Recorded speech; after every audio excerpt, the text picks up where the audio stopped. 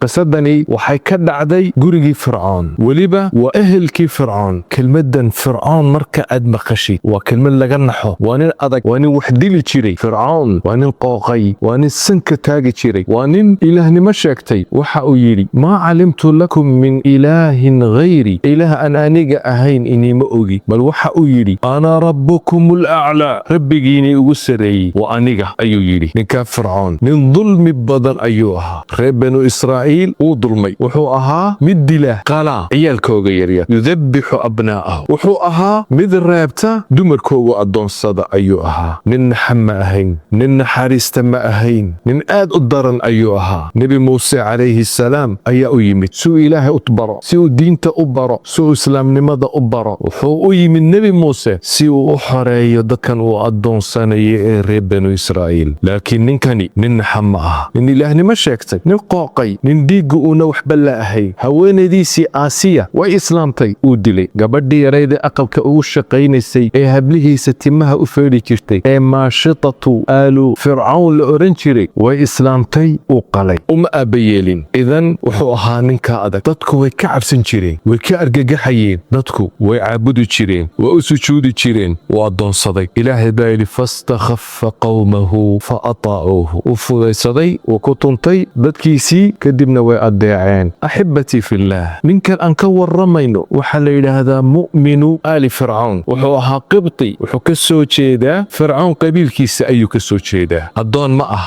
reer banu israa'iilla ma ah. ninkani magiciisu qur'aanka ma sheegin, tilmaamihiisana ma sheegin. ficilkiisa iyo iimaankiisa ayuu qur'aanku sheegay. qur'aanku waxa uu ku tilmaamay mu'minu aali fircawn inuu ahaa nin mu'mina oo ehelka fircawna inuu ahaa. ninkani axibatii fillaah wuxuu ahaa nin qasrigaasi guriga maamulka ah ku soo koray ayuu ahaa. dadka la taliya fircawn ayuu ka mid ahaa. wasaarada fircawn ayuu ka mid ahaa. nin wuxuu ahaa rumeeyey nebi muuse calayhi salaam, laakiin iimaankiisa qarsanayey, qofna uuna ogeyn ayuu ahaa. ninkani waxay leeyihiin bacdulculamaa sida imaamu siddi oo kale, waxa ay leeyihiin wuxuu ahaa fircawn inaadeerkii ayuu ahaa. qasrigaasi ayuu ku jiraa. waa mu'min, nebi muuse ayuu raacsan yahay. ninkani arrimaha nebi muuse marna kuma soo qaadin fircawn, laakiin nebi muuseu taageersan yahay, xaquu taageersan yahay, iimaankuu taageersan yahay. mar walba wuxuu isku dayayaa nebi muuse inuu kaalmeeyo. waxa dhacay axibatii fillaah, fircawn wuxuu maalin maalimaha ka mida uu soo ururiyey uu iskugu keenay wasaaradiisii, dadkii la talinayey, dadkii xukunka la waday, dadkii maamulka waday, dadkii mas-uuliinta ahaa, xaashiyadiisii, dadkii oo dhan buu meesha iskugu keenay intuu la tashanayay. arrin weyn ayaa jirta. maxaa yeelay maxaa laga tashanayaa? waxaa laga tashanayaa arrintii nebi muuse ayaa faaftay. dacwadii ayaa bilowday inay meel walba ay gaadho. fircawn wuxuu cabsanayaa kursigiisa, carshigiisuu cabsanayaa. fircawn wuxuu cabsanayaa inuu meesha muuse la wareego. sida awgeed fircawn wuxuu soo ururiyey dadkaas oo dhan ayuu meesha isku keenay. waxaa ku dhex jira mu'minu aali fircawn. kaa mu'minka ah ee aali fircawn ayaa ku jira. fircawn baa hadlaya, qoomkiisii buu la hadlaya, wasaaradiisii iyo xaashiyadiisii ayuu la hadlayaa. fircawn waxa uu yidhi waqaala fircawnu daruunii aqtul muusa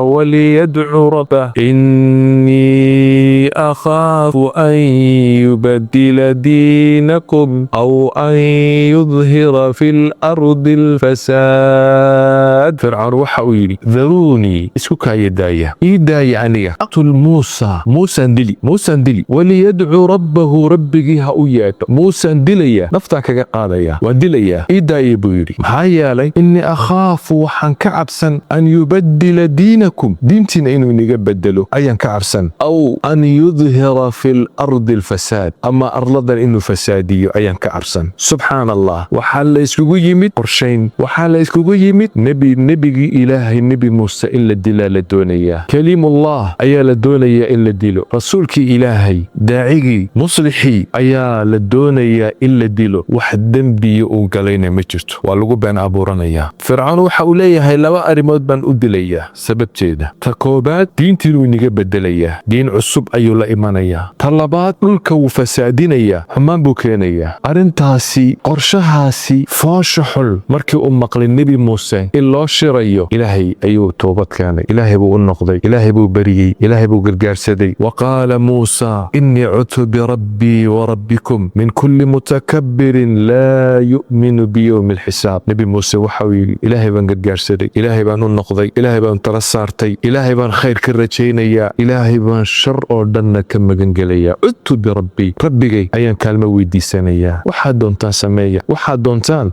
sameeya, waxaan ka cabsanaya ma leh. waqaala muusa innii cudtu birabbii wa rabbikum min kulli mutakabbirin laa yu'minu biyowmi alxisaab. mid walba oo isweynayn badan oon rumaynin aakhiro, ilaahay ayaan ka kaashanayaa, ilaahay ayaan hoosgelayaa. meeshaasi shirkaasi la soo qaatay, qorshahaasi lagu fikirayo sidii nebi muuse loo dili lahaa calayhi salaam. kii muslimka ahaa baa ku jira, kii mu'minka ahaa ayaa ku jira, kii aali fircawn ka mid ahaa ehelkii fircawn ayaa ku jira, laakiin iimaankiisu qarinayay intii hore oo dhan. laakiin iminka wuxuu arkay inay arrintu foolxun tahay, in la doonaya nebigii ilaahay in la dilo ayuu arkay. meeshaasi ma adkaysanayo, ma sabrayo, uma dulqaadanayo, nebiga ilaahay la dili maaye. kadibna isagii ayaa hadlay, wa qaala rajulun mu'minun min aali fircawna yaktumu iimaanahu ataqtuluuna rajulan an yaquula rabbiy allah. kii mu'minka ah ayaa hadlay buu ilaahay leeyahay, gacantu taagay, halay ogolayuu yidhi hadalka. kadibna waxa uu yidhi isagoo oo hadlaya, iimaankiisa buu ilaahay leeyahay, ninkaasi iimaankiisu qarina, yaktumu iimaanahu ataqtuluuna, war ma waxaad dilaysaan rajulan, nin baad dilaysaan, an yaquula rabbiy allah, inuu yidhaahday, inuu yidhi rabbigay wa allah miyaad ku dilaysaan. xaqii buu iniila yimid, waqad jaa'akum bilbayinaat, kitaabkii buu iniila yimid, xujajkii buu inoola yimid, wax ina qanciyo inoola yimid, wanaaggeenu inoola yimid, khayrkeenu inoola yimid. ilaahay buu ina barayaa, diintuu ina barayaa. ma rasuulkaasi ayaad doonaysaan inaad dishaan? war ma nin baad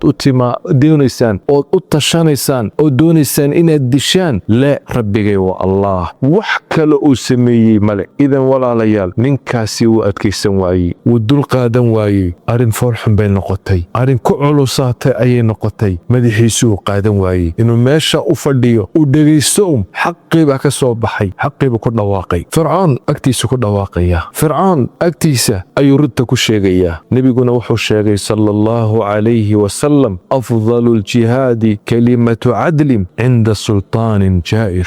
waxaa ugu fadli badan buu nebigu calayhi salaatu wasalaam jihaad, kelmad runa oo cadaalada oo lagu ag hadlo, loo sheego qof imaama oo sultaana oon dadka cadaalad aan u yeelin, oo runta loo sheego oo qofkaasi uu dilo. kaas weeyaan jihaadku. ninkaasi wuxuu isku dayey inuu difaaco rasuulka ilaahay, inuu badbaadiye rasuulka ilaahay, inuu yidhaahdo ma nin baad dilaysaan, inila yimid xaqi, wanaaggii inila yimid. sidaasoo kale ayuu abubakar sidiiq ayuu sameeyey radia allahu canh. nebigu sala allahu calayhi wasalam isagoo kacbada agteeda ku tukanaya ayuu yimid cuqba ibnu abi nucayr. maruu soo qaado nebigu qoorta kaga xidhay sala allahu calayhi wasalam, wuu ku adkeeyey ilaa uu nebiga dhibay calayhi salaatu wasalaam. waxaa yimid abubakar oo socdaa yimid, kadibna ninkii cuqba ayuu kala tuuray. markaasaa waxa uu ku yidhi, ataqtuluuna rajulan an yaquula rabbiy allah, ma waxaad dilaysaan nin iniila yimid oo yidhi rabbigay waa allah? wax kale muxuu sameeyey? dembiga uu la yimid uu sameeyey muxuu yahay? ma waxaad ku dilaysaan inuu yidhi rabbigay waa allah?